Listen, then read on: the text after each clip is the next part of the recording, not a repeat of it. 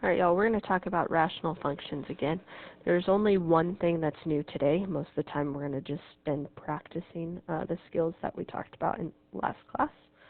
Okay, so you've got a rational function that you're working with here, and I'm going to have you fill out the table to answer some question and tie it to this graph where you see something a little bit weird showing up. Okay, so you're going to try the problems on the front page, and then you can come back to the video to add in a couple notes. Okay, so pause the video and try those now for me, please. A table had 2 points that were undefined, and only one of them was familiar.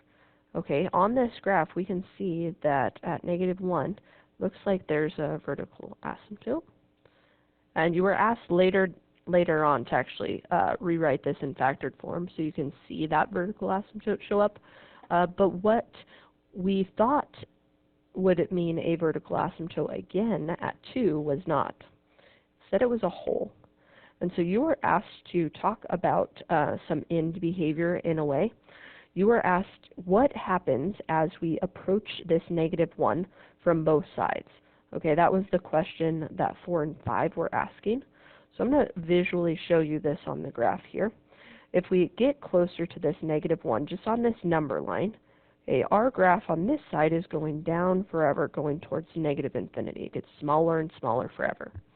If we approach it from the other side on the number line, this part of the graph is going up and up forever. So when we see this getting larger, getting smaller, but in general when we're getting this, that's what's showing a vertical asymptote. Okay? They don't have to be opposite. We know some graphs approach infinity from both sides, and that's still, an inverse square still has that vertical asymptote at 0. But that is not happening with our other point, the 2. Okay, so if you look on the number line for this 2, approaching that from here and from here, it's not going towards infinity. It's getting closer to this y value of 2. So this here instead, when it's approaching the single value, is called a hole. Okay, so why don't you mark that on the graph here and label it? And it's because they're both approaching the same y value. So one way to see that is with a table of values. Now they didn't use numbers close enough on either side to this 2 for us to actually see it. But if I go around and look at the number 1 and the number 3 on either side of this part that's undefined, graphically, we could use the equation as well, but I just want to do it quickly here. Graphically, 1 looks like 2.5-ish. Okay, and 3 on this side, it looks like it's maybe 1.8. So these are looking like they're closer to the same number. In fact, if you keep going this same pattern, a 4 here was maybe 1.6, and on this side, 0 on our graph was 4. So here, as we approach that one, we're getting closer to a middle point of 2. And that's really where the idea of a hole comes from algebraically. But we can also see it in a different way, and that's what we're going to focus on today. From this form, a hole shows up when we see the matching factors on top and bottom. They do not have to be stacked on top of each other because we could have flipped these around. Okay, but what I want you to do is cross those out if you didn't simplify, if you didn't notice that. That is going to mean a hole. Okay? So when we do this, we actually can simplify our function. We're really crossing them out. And our function is left to say x plus 1 on top and x plus 4 on top and x plus 1 on the bottom. Okay, still a rational function, but it takes that hole out. So what we're going to do when we talk about the ordered pair, we looked on the graph and we saw it was 2, 2. Okay, it was really close to that number 2. So we're going to talk about how we can find that using these two things. So first of all, the x value comes from the same thing we've been doing. This value can't be 0. So if that value can't be 0, then 2 is the problem. Okay? And then the y value comes from over here, subbing in that x value of 2. So that would be 2 plus 4 over 2 plus 1, which gives you 6 over 3, which matches the 2y value that we saw on the graph. Okay, so what we're going to do on our notes is just kind of generalize this. There are two types of restrictions in the domain.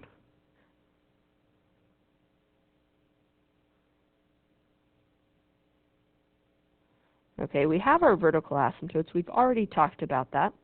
Okay, both restrictions in the domain are determined by where the denominator equals 0. What's different is when we see a hole, and this is what's new and the most important part, a hole occurs when there are factors shared on the top and the bottom.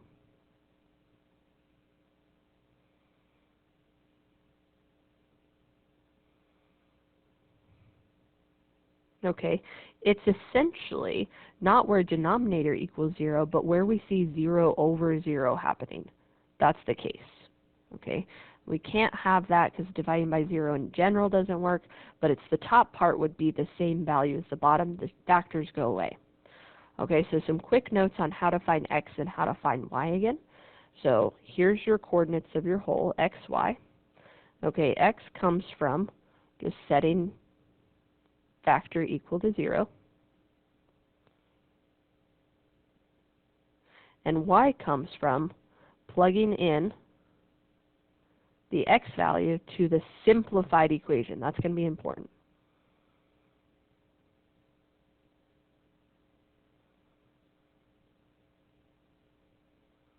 If you don't use the simplified equation, and if you were to try to take this 2 and plug it in the original, or even this whole factored form, if you go back to this one, when you plugged in 2, because you did it, it's undefined. It's going to show up divide by 0 and error in your calculator. Okay, so it has to be the simplified version. If your calculator can't show you it, you got to do the math. Okay. So we're just going to practice some of these again. So first one, we are looking at some quadratic pieces, so we want to factor. Both of these are easy factoring, and that's just to say that there's only one way to get to x squared. That's x times x. Same thing's happening on the bottom.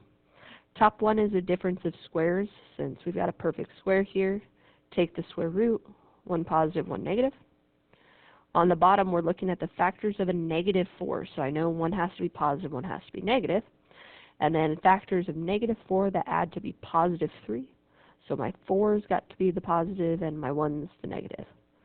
Okay, so first thing I want you to do after factoring is look if anything cancels. In this case, we see it, and that's going to create a hole. So we're going to actually skip down to talk about this section right here. Anytime there's a hole, we'll take care of it first, and then we can do everything else in the simplified version.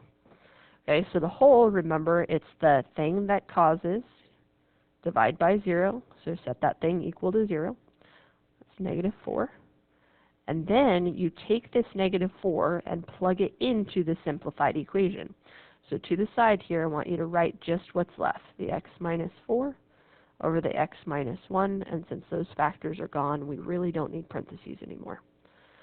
Okay, so subbing that in here, that would look like -4 minus 4 over -4 minus 1.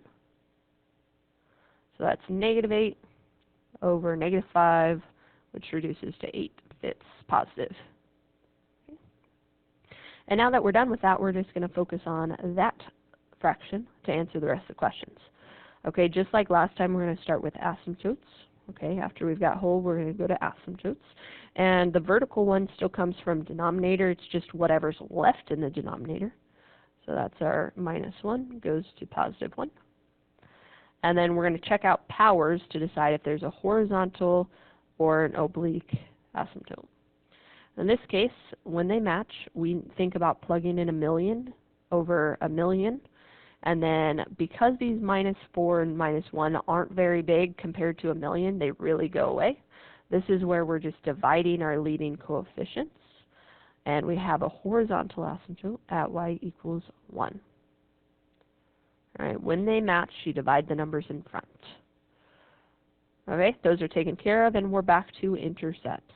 Okay, we practiced these quite a bit before we started talking about rational functions, so hopefully we're getting good at it. 0 is another thing for an x-intercept, so we're setting the y equals 0. I'm just going to put an equal 0 here. Multiplying that over, we know goes away, so that is just x minus 4 equals 0. That top part gives us 4, 0. I'm going to do the same thing for this y-intercept. Start with the ordered pair. We know the 0 goes in for x. And again, I'm just going to write on this equation. Okay, I like to use this version. Now in this case there's not extra parentheses, so the factored form isn't bad when it's simplified, but just for a good habit for those other problems where stuff doesn't cancel out, always use the original for this. It's going to save you a little bit of time. So this is a negative 16 over a negative 4, which is positive 4. Okay, we can go ahead and graph this thing. Remember, sometimes we want to shift over the x and y axis based on where our asymptotes fall. These ones are pretty close to 0, so it's not going to make too much of a difference if you move them. If you want to shift down and over to the left just a little bit to make room, you sure can. But again, it's close enough where it's not going to change a whole lot. Okay, one thing you do have to pay attention to when you're putting on your asymptotes is they do have to be dashed. So positive 1 for the vertical, x equals 1. Positive 1 for the horizontal, y equals 1.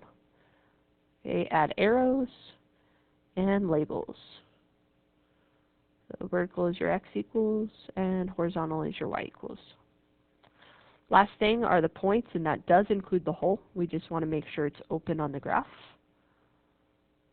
Okay, so we have 4, 0 to start with. There's 1, 2, 3, 4, about there. And then 0, 4, there's 1, 2, 3, 4, about there. And then the last one is our open one, negative 4. And 8/5 is 1 3/5, so it's above 1 with an open dot. And because I have points in opposite sections here, I know that's where my branches are. We're going to always start at the asymptote, hit that point, and then follow through to reach the other one. Same thing over here, start at one of the asymptotes. Don't cross through the point, leave it open. And then hit that other point and keep on going towards that last asymptote. And that's it for this one. Now, since this was the first one we've seen with a hole, I do want to take some time to graph it here. Okay, so let's toss this original equation in our y equals. I've already got mine up here. Give you some time to do that. And then we're going to take a look at the graph. Okay, we can see it looks like ours, but this hole is not going to show up visually. Okay, it will show up in the table as undefined or error. We see our 2 error points. Okay, but it's not going to show up visually. And this value, I know, should be somewhere between 1.5 and 1.75, but you don't know it's exactly 8/5, and that's where the algebra comes into play. Okay, you can also check the value if it's a hole versus an asymptote. We talked about infinity, but you can also just trace. This negative 4 shows up blank, so you know it's a hole over here because there's not a visual asymptote, but it is a restriction because it's blank. Same thing with 1. If you trace 1, okay, that one visually is an asymptote, and we can see it's the right value because that y value is blank. Okay. All right, we're factoring again. Another difference of squares here, x plus 2, x minus 2 over x minus 2. Now I'm going to tell you this one is very much like a homework problem that you were asked to do on the last one. Okay, I told you on this problem there was a difference of squares up here and then some value on the bottom. And I told you that it had a bigger power on the top, but there was not an oblique asymptote. We're going to talk about why as we go through here. So first thing, when we see things that cancel, we cancel. And we know there's a hole. We're going to jump down to that and find the value. So x value comes from just setting equal to 0. So that's positive 2. And y value comes from simplifying this thing. And the only thing that's left is x plus 2. So when I plug this in, it looks like 2 plus 2 is 4. And this is the key to why this thing does not have an oblique asymptote. When we simplify this, there is no fraction involved. So this thing does not look like a rational function. Okay, this thing, hopefully you recognize, looks like mx plus b. It's a line.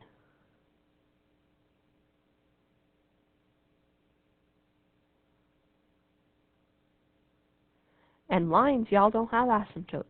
We just learned they could have holes in them. Okay, but there is not an asymptote. And if you plug in this whole thing, just like you did on your homework, it looks like a line. You just didn't see the visual hole in it because you didn't know those things existed yet. Okay? But now we know they are rational functions to start out with. That's true. But it ends up looking like a line with a hole in it, which means no vertical, no oblique, which in this case would have been the original question. Okay? Now, what I want you to do real quick is let's pretend it was oblique. Let's pretend we forgot about this rule to simplify, and we treated this, like we did before we knew about holes, and we were finding the asymptotes first. If we are finding those first and didn't pay attention to simplifying, well, this would have said x equals 2. Okay, it's not. Okay, really important that you know that this is not x equals 2. It's not there. But that's what we would have thought. And if that's what we would have thought, we would have went on for synthetic division. So that would have looked like 1, 0, negative 4. And outside that number from the vertical asymptote comes down. Doing some dragging. Outside we're multiplying. Inside we're adding. So 2 times 1 is 2. Adding, we get 2. And here's where the problem shows up. This has a remainder of 0. If we have a remainder of 0, this is not an oblique asymptote, because a remainder of 0 says that this x plus 2 goes in evenly. Okay, looking at our equation, or sorry, not this x plus 2, but the original x minus 2 went in evenly, resulting in this x plus 2. Okay, but this x plus 2 is not an asymptote, it's the line itself, it's the equation. So if you see a 0, if you ever get ahead of yourself and you synthetically divide and you get a remainder of 0, you're going to stop and you're going to backtrack, because that means there were factors that cancel out. Okay? So look out for that. It will happen again. Alright, we have no asymptotes. We do have intercepts. Okay, we can use this equation right here. Remember, equals 0 for this part. We solve that thing, we get a negative 2. Y-intercept, we're going up here and put in a 0. And simplifying, that leaves negative 4 over negative 2, which is 2. Okay, so this one's going to be easy to draw because we know it's supposed to look like a line. Y'all, you could do this from Algebra 1. X plus 2 starts at 2 and goes up. But we're still going to just use these points like we've been practicing for all the others. Okay, we don't need to worry about moving our x and y axis since we don't have asymptotes to try to center here. We just got to put these points on. So negative 2, 0, 0, 2, and 2, 4. And try to make sure they're all in a row, because we know that's what it's going to do for a line. And you've got it. Do not cross through your hole when you connect it, but use a straight edge since it's a line on either side. Add your arrows, add your labels, and you're good to go.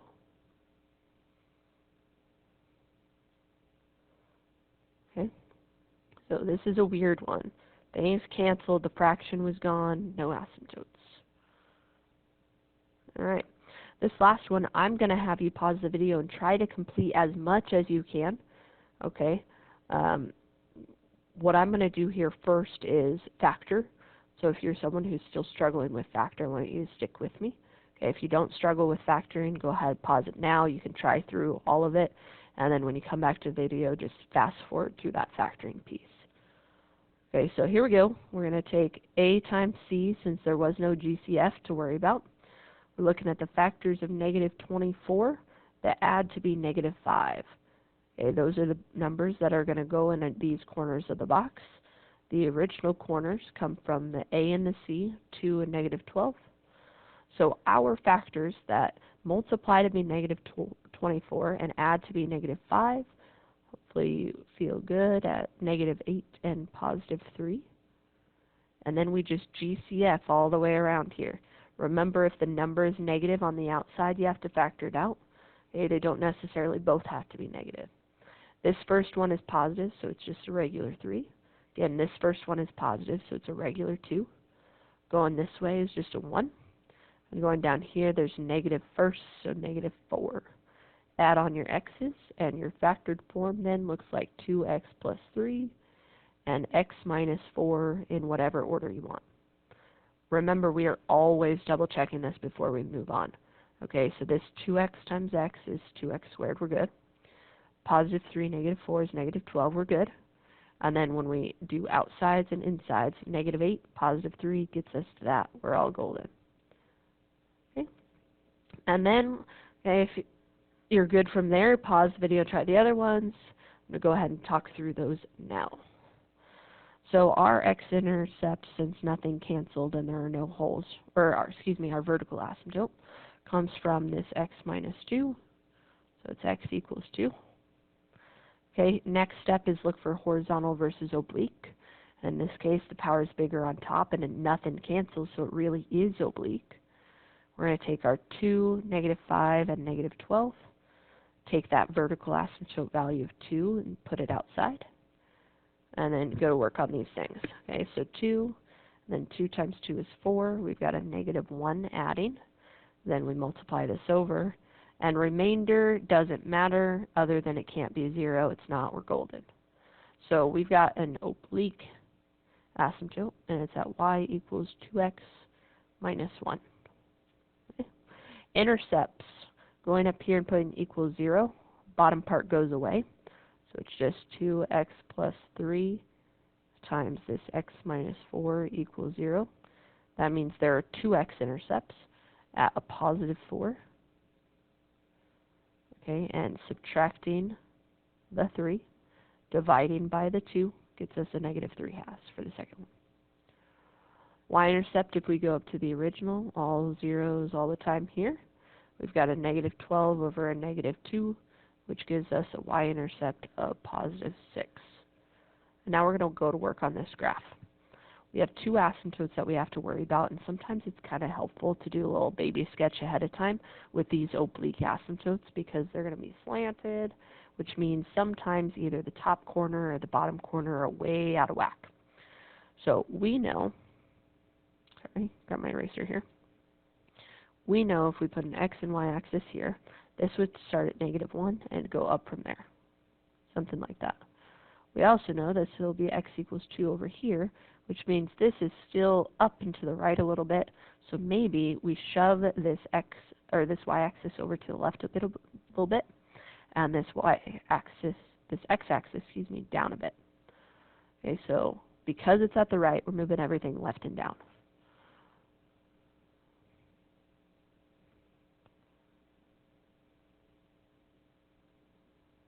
And another thing that's some guidance of we need extra space at the top is this is way at 0, 6.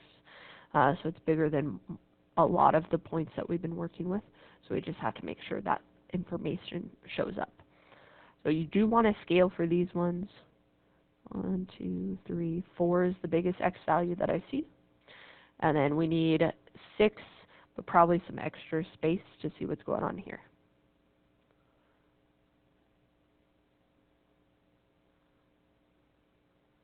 Okay, we can always add more if we need it, but that's a good start. This first asymptote starts at negative 1, so we need that value. And then it's going up to right 1, up to right 1. And as soon as you've got 3 points, you're able to use your straight edge to connect it all the way through your graph. Make sure it goes real high and real diagonal. A lot of times we start with the vertical asymptote on these to kind of help guide us on how far or how high we need to go. But this is all right.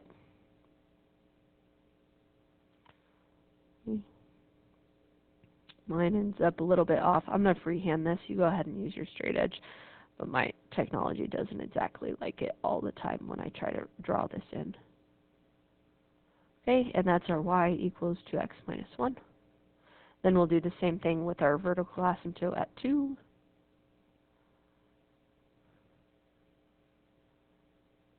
And this one's a lot nicer. This 2x minus 1 didn't have a crazy y-intercept, so it ended up honestly pretty centered to start with. Now we're ready to put our points on. Okay, we've got 4, 0. That's right there. And then we've got negative 3/2. So here it's on this negative side. Here's 1, here's 2. So we'll be right in the middle of that. And then we've got 0, 6 to finish up.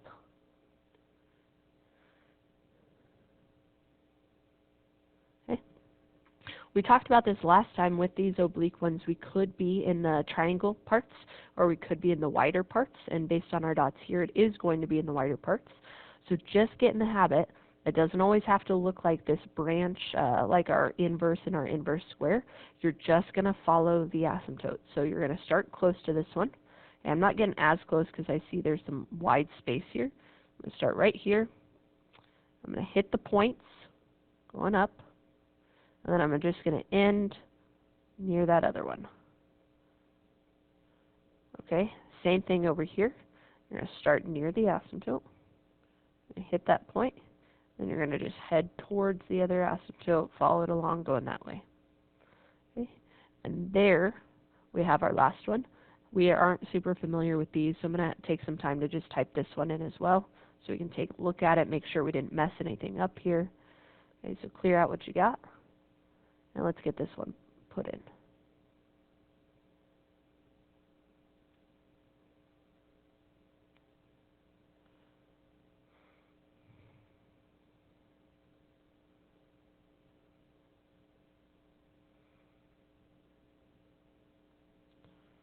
Okay, looks similar. Okay, what you can do for this one, if it helps, if you want to check to see if your oblique asymptote is in the right place, you can actually type it in as a second equation as 2x minus 1. And as long as your curves follow right along that line when it graphs on there, you got it. Okay, so you see it's close on this side just like ours was, close on that side just like ours was. Okay, so that's a good way to check that it's in the right place. Okay. Homework, you're going to do more examples. Please, please, please come see me if you struggle with factoring or finding any of these critical values. Okay, I want you to feel comfortable when you go into next class.